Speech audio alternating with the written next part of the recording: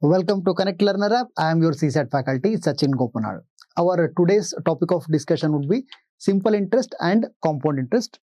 So, in this topic, the number of questions that have been asked so far, it has been very less. Maybe 2 to 3 questions have been asked on this topic since the inception of CSAT paper. However, we will cover the topic comprehensively. We will begin with the basics. We will understand the basic concepts and we will solve some previous year questions to understand all the concepts better and prepare ourselves to attempt any type of question that might be asked in the upcoming year paper. Okay, we will begin with the basic concept. Look at this question, and as always, I will teach you the basics through question and answer format. And wherever you see this concept question, it means that it is there only to make you understand some concept. Such direct questions, they are not asked in your examination. Okay. Balaji borrowed a sum of rupees 1 lakh from Kubera at a simple interest of 10% per annum for a period of 1 year. Okay. So when we talk about simple interest and compound interest, so some amount of money, it is being borrowed by someone from someone else. So in this context, a person called Balaji, he has borrowed an amount from Kubera. So when you borrow some amount, you the lender, the person that gives the money to the borrower, he will not give it for free, or he will not give it for free, that is true. But once the borrower repays it back to the lender, he has to pay some interest on it. That is how the real world works. So that is the concept of simple interest and compound interest. So the borrower will have to pay some interest to the lender. And there are 2 types of interests. One is simple interest and the other is compound interest. So now, first we will solve the questions on simple interest. We'll understand the basic concepts of that, and then we'll go to compound interest. Okay. So let's get back to this question now. Balaji borrowed a sum of rupees 1 lakh from Kubera at a simple interest of 10% per annum for a period of 1 year. And whenever they do not specify simple interest, we need to assume that it is simple interest. If they specify that it is compound, it is compound. If they specify that it is simple, it is simple. If they do not specify anything, if they just tell interest of 10%, we will assume that it is simple interest. Okay. Now, in the above context, what is the principal? So, principal is what? So, principal is the amount of money that is being lent or borrowed. So, in this context, 1 lakh rupees is being lent by Kubera. So, 1 lakh rupees is being borrowed by Balaji. So the principal is 1 lakh rupees. Done. Okay. What is the rate of interest? The rate of interest is 10% per annum. So PA, it stands for per annum. So what is per annum? For every year. Per annum. So per means for, annum means year. So for a year, 10% interest is being charged on this amount. So the rate of interest is 10% per annum. PA stands for per annum. So what is the interest? So what is the difference between rate of interest and interest? So when they say interest, they are asking for the exact money. So Balaji borrowed a sum of 1 lakh from Kubera for a period of 1 year. So it means that after 1 year, Balaji has to repay back the principal, that is 1 lakh rupees, and the interest. So how much interest is he supposed to repay? So that is very simple. See, what is the principal? That is, it is 1 lakh rupees. The principal is 1 lakh rupees. That is the total amount of money that is being borrowed or lent. So 10% of it is being charged as interest per year. So in this context, it is only 1 year. So there is no issue there. What is the interest rate? That is 10%. How do we write 10%? That is 10 divided by 100. So 0 gone, 0 gone, 0 gone, 0 gone, and you remain with 4 zeros. That is 10,000. So after 1 year, Balaji will have to pay 10,000 extra to Kubera as interest. So the interest is 10,000.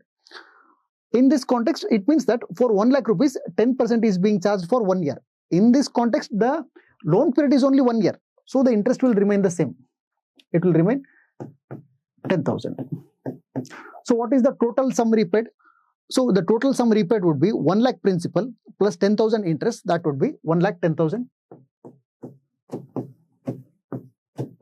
So 1 lakh 10,000 will be the total sum that is repaid by Balaji to Kubera. So through this question, we understood the concept of principal, we understood the concept of rate of interest and the total sum that is repaid. Then we will go to the next question. So, okay. Balaji borrowed a sum of 1 lakh rupees from Kubera at a simple interest of 10% for a period of 3 years. So now in the previous problem, Balaji had borrowed it for 1 year. Now he is borrowing it for 3 years. Okay. Now, what is the interest accrued after 1 year? So what is accrued? That is accumulated. So what is the interest accrued after 1 year? So after 1 year, what will be the interest? The interest will be same. How much?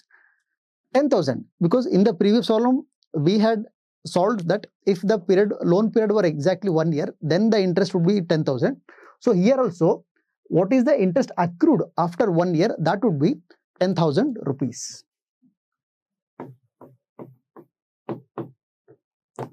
Done. What is the interest accrued after 2 years? So what is the rate of interest actually? The rate of interest is not merely 10%. It is 10% per annum. So for every 1 year per annum, for every 1 year, 10% of the interest being added to it.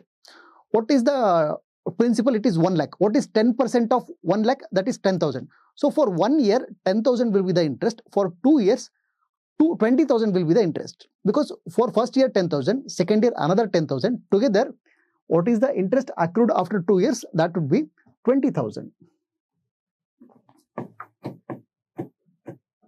Okay. What is the interest accrued after 3 years? That would be 10,000 plus 10,000 plus 10,000. That would be 30,000 rupees.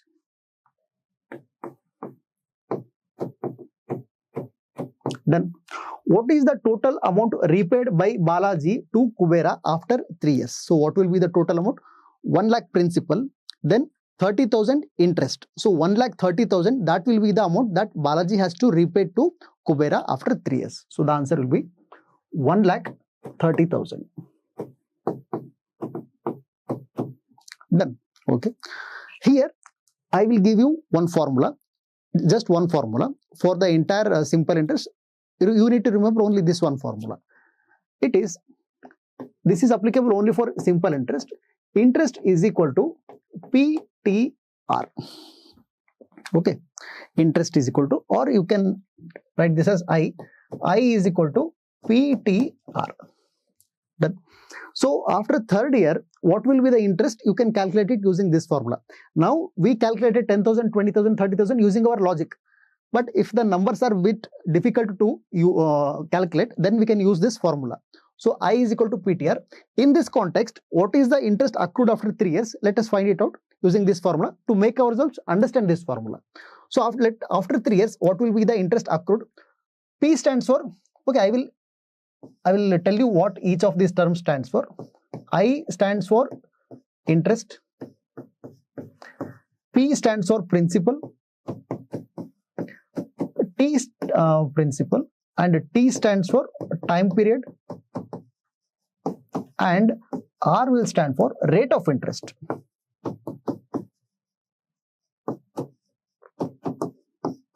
Okay. So I is equal to PTR. So after 3 years, if you want to calculate the interest accrued after 3 years, I is equal to PTR. What is P principal? That is 1 lakh. So it is 1 lakh. What is the T? We are talking about after 3 years. So T is 3 years. It is 3. What is R? R is 10%. So how do we write 10%? We write it as 10 divided by 100. So 0 gone, 0 gone, another 0 gone, another 0 gone. We have 10,000 into 3, that is 30,000.